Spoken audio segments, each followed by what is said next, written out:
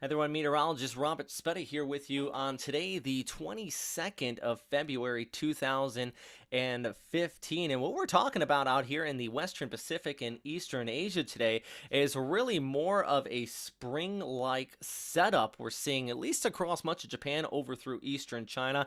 And it's going to be causing some widespread rainfall. And if you are in Tokyo or across much of Western Japan and you like those spring-like temperatures with them rising upwards of about 19 to 20 degrees Celsius, equivalent about 70 degrees Fahrenheit for those of you out here with the military, it is going to be some good news in your forecast. And for example, let's just start off here with the Tokyo 7-day, and basically on Monday, looking at a high of 19 degrees. Unfortunately, that will be accompanied by some rainfall out here, and even at this time, if we just pull up the radar imagery, you can see what I'm talking about here with those scattered showers off towards the north, extending down towards the south. We still have a few thunderstorms even flaring up around Shikoku over towards the Kii Peninsula just because of those southerly winds coming in. It is going to create some instability in the forecast. And actually, this is what I want to show you is the 850 millipar temperature, because I'm talking about those southerly winds coming in. You can even see it here with those warmer temperatures down towards the south that's surging up towards the north. You got that cooler air wrapping in around it. But as far as the long term, I don't expect a very significant drop in temperature because this is just going to kind of stay modest as far as the forecast is concerned. Temperatures will drop later this week, as you just seen in that 7-day, but it's not going to be anything dropping back down towards the freezing point if you are in the Tokyo area. As far as the higher elevations, of course, it will cool off, but I think the bigger issue here is what we're going to be seeing with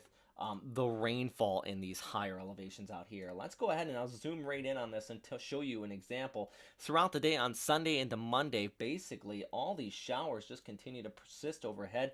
Take a look at the winds flowing in from the south. Definitely going to be looking at gale force conditions along these immediate coastal areas. But throughout the day on Monday, those showers will persist, and then eventually that'll move off there towards the northeast. This is going to stay more of a springtime event. Only Hokkaido, you're really going to be looking at the snowfall. That causes some problems because we're talking about river runoff out here in basically that snowmelt runoff that's coming down from the mountains. The other big issue is the threat of avalanche. You get that anytime you get sudden changes in temperatures, especially in these higher elevations. So anybody with ski plans, I know it is near the peak of ski season out here. You want to be very aware of your surroundings if you do plan on making a trip out to some of these mountains. So something that I don't really talk about too much as far as avalanche, but I think this scenario setting up here could be one of those type of scenarios that could be rather dangerous for anybody heading out.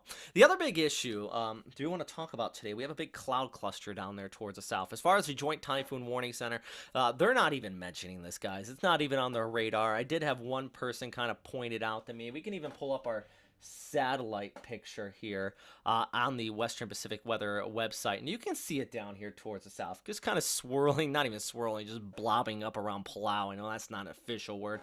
And it's going to continue to drift off here towards the east, and I think it's going to be a big rainmaker in the extended forecast. You can see here by Thursday and Friday, it does bring some showers there to eastern portions of Mindanao before cruising off there towards the west. Nothing organized, but hey guys, it's that time of year, especially farther down towards the south where we could see those scattered showers really set up. I don't think it's going to be anything organized, but it could cause some localized flooding later on this week. So something to watch out for.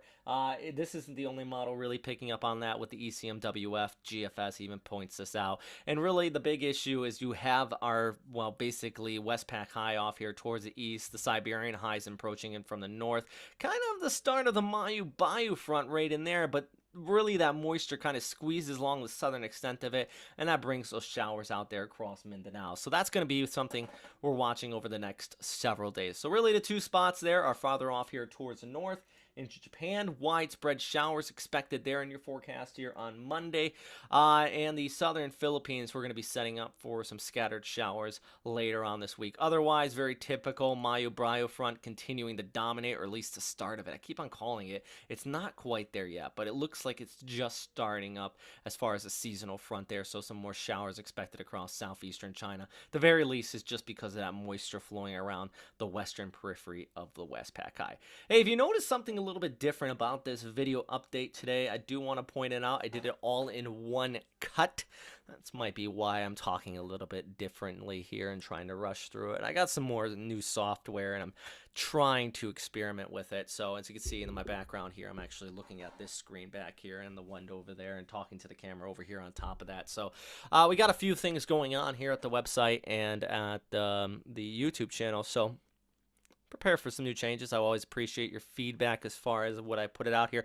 Please, any feedback that you give, make sure it's legit and nothing off the wall conspiracy or anything. I know YouTube really has problems with that. So yeah. All right, guys, thanks for watching. And as always, stay safe out there.